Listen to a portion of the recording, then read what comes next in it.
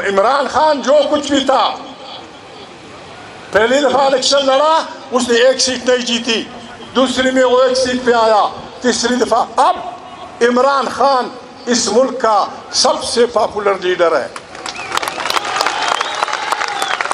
پاکستان کے ایک پورے صوبے نے اس کو ووٹ دیا ہے۔ پنجاب میں بہت سارے اس کے ساتھی ہیں، سندھ میں بہت سارے ساتھی ہیں۔ یہ پاگل کے بچے جب بیٹھ جاتے ہیں تحریک انصاف پہ پابندی لگانی ہے، تحریک انصاف پہ پابندی دماغ خراب ہے تمہارا، دماغ خراب ہو گیا ہے تمہارا۔ 9 مئی کو بہت بڑا ہوا تھا، بالکل بڑا ہوگا۔ 9 مئی کو یہ ہوا تھا، آرٹیکل 6 لگا دو۔ پاکستان جب سے بنا ہے، پاکستان میں 9 مئی سے زیادہ خطرناک عمل لوگوں نے کیے ہیں۔ ہمارا ملک ٹوٹا ہے، آج تک ہمارے ملک کی ہمیں کسی نے نہیں بتایا ہے کہ یہ ملک کیسے ٹوٹا۔ مچکا نہیں ٹوٹا تھا، کوزا نہیں ٹوٹا تھا، ایک پکنا نہیں پچا تھا، ملک ٹوٹا تھا، اس کی تحقیقات نہیں ہوئی۔ اس کے بعد ایک منتخب وزیر اعظم کو بالکل طاقت کے نشے میں پھانسی دے دی گئی۔ 15 سال بعد عدالت صاحبان ہوش میں آئے کہ جی بہت بڑا ظلم ہوا، بھٹو غریب کو ناک پھانسی ہوئی۔ یہ ملک کس طرح چلتے ہیں؟ آپ منتخب لوگوں کو پھانسی دیں گے اور 18 سال بعد کہیں گے غلطی ہوئی۔ بے نظیر بھٹو کا بھائی اپنے باپ کے گھر کے سامنے، جب بے نظیر وزیر اعظم تھی، اپنے باپ کے گھر کے سامنے 5 جوانوں سمیت قتل ہوا۔ آج تک ہمیں کسی نے نہیں بتایا کہ کس نے قتل کیا۔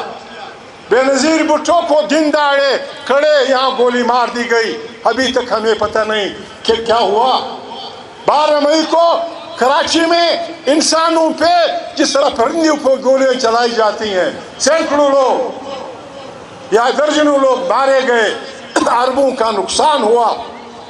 ہمیں کسی نے نہیں بتایا کہ 12 مئی اب 9 مئی اگر آرٹیکل 6 لگنا ہے تو پھر پاکستان کی شروع سے لے کر اب تک جو بدماشیاں ہوئی ہیں ان پہ تحقیقات کرو۔ 9 مئی میں عمران خان کو بھی گرفتار کرو۔ ایسا نہیں ہوگا کہ سب کچھ لوگوں نے کیا ہے ابھی 9 مئی۔ بابا بات یہ نہیں ہے، ہم اس ملک کے وہ بچے ہیں، ہم نہیں چاہتے کہ یہ ملک بربادی کی طرف جائے۔ یہ ملک بہت کمزور ہو چکا ہے، یہ ملک بہت ہماری بدکاریوں کی وجہ سے کمزور ہو چکا ہے۔ اس میں سیاستدان سب اس گناہ میں شریک ہیں، سب اس گناہ میں شریک ہیں۔ ہم اتنے کرپشن کے عادی ہو گئے ہیں کہ پارٹیاں اپنے لوگوں کو سینٹ کی سیٹ پیسوں پہ دیتے ہیں۔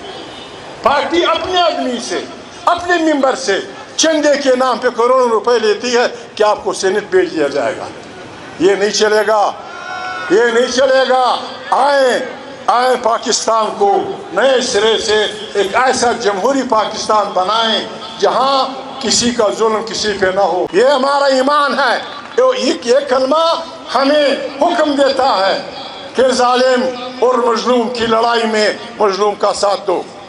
میں پشتونخوا ملیم پارٹی کہ اس بزرگ کو، اس جوان کو، اس بہن کو، اس ماں کو، اس کسی بھی کارکن کو نہیں مانگوں گا جب وہ بے ایمان ظالم اور مظلوم کی لڑائی میں مظلوم کا ساتھی ہوگا۔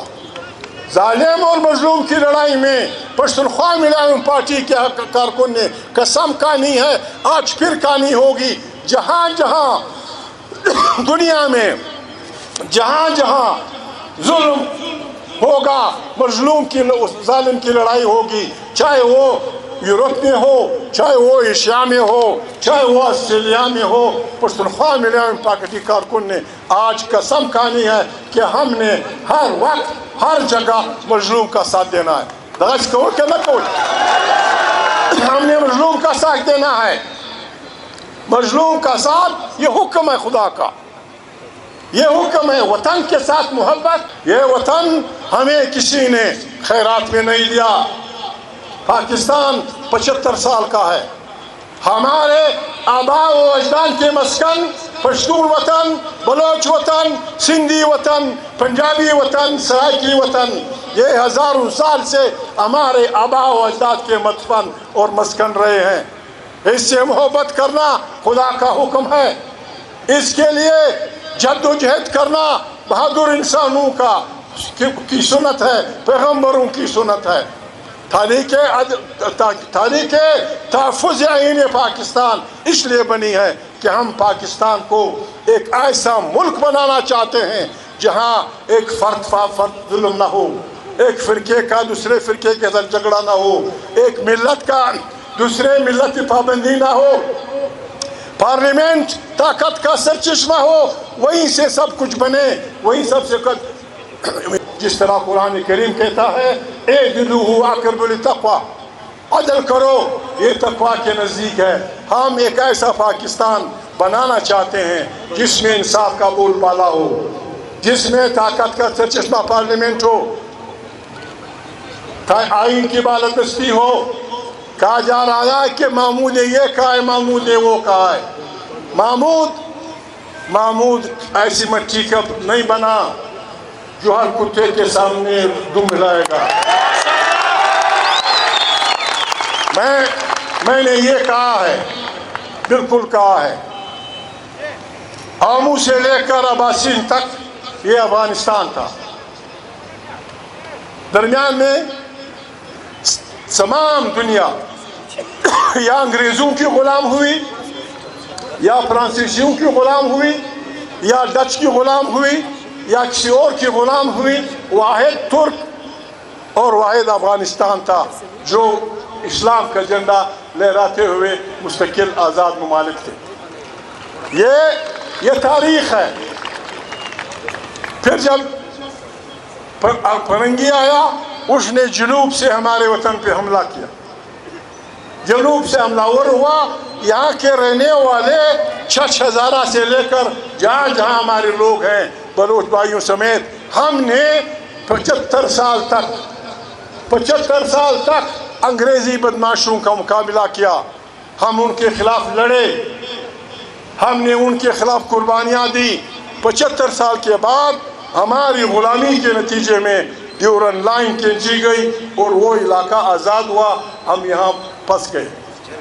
یہ تاریخی جبر ہے کہ پشتون بلوچ سمیت کہ وہ ایسی قومیں ہیں جو 2 ملکوں میں آباد ہیں۔ ڈیورن لائن کے اس طرف آزاد افغانستان ہے، ڈیورن لائن کے اس طرف پہلے ہندوستان تھا، اب پاکستان ہے۔ ہم پاکستان کو بتانا چاہتے ہیں۔ میں بالکل ماما ہوں سب کا، میں بلوچوں کا بھی وکیل ہوں، میں اپنے پشتونوں کا تو ہوں، یہاں رہنے والے تمام علی تشیعوں کا سب کا میں چاچا ہوں، میں وہ وکیل ہوں۔